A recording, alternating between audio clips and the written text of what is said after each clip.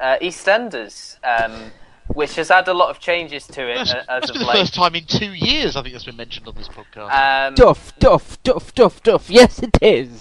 Dominic Treadwell Collins is the new executive producer on this, and he's sort of ushered in a new period of change.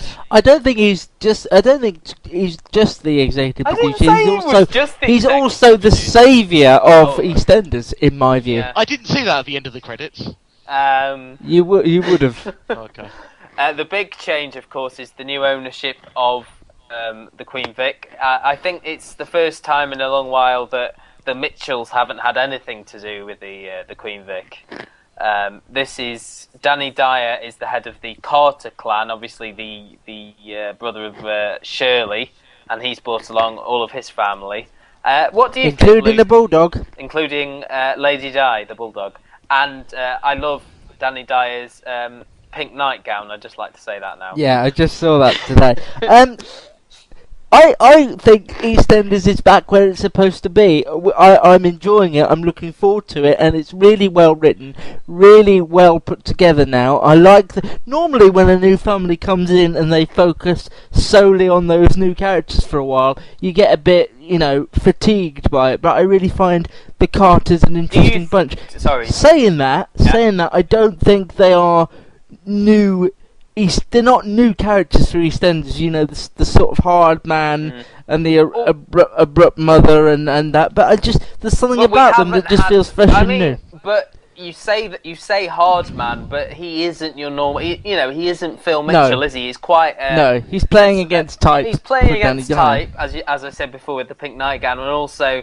I loved the scene recently where, his son came out and it's the mother who's got an issue with it rather than the father, which is how soaps normally play it, isn't it? Like the sort of macho father and the mother's very sort of sensitive to his needs. I think they've done it the other way around. And I think... There's also a bit of comedic value, because there's a line in that the episode where... that's awful, I can't think of his name. The boy who came out. That's terrible. His name is Johnny. Yes, it is. There's an episode where... Yes, it is! There's an episode where... There's an episode... The episode written by Darren Little, where Johnny came out to his dad, having sort of been forced into it by his sister Nancy, was just superbly written and brilliantly acted. And there's a line in there that I think we can all have a little bit of a giggle at when...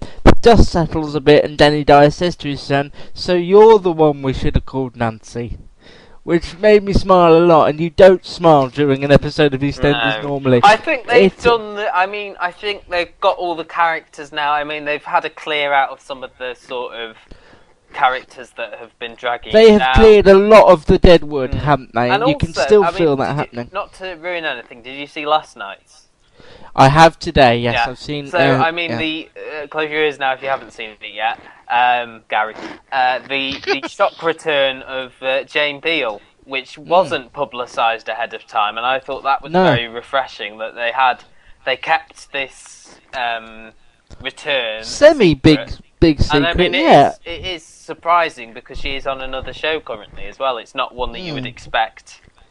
her to just return to all of a sudden. Yeah. Anyway, I am really enjoying it, and I think they're on a nice even keel, a nice balance now between the new and the old. I think we know already that Masood's brother is going to leave. That's setting in motion, so there's still some wood to clear. Kirsty as well. Kirsty's on her way out. Could I just briefly talk to you about Ronnie and Carl as well? I think that's the other big storyline. How did you feel about that? And is that EastEnders repeating one of its hits, or trying something new? Which hit are you talking about?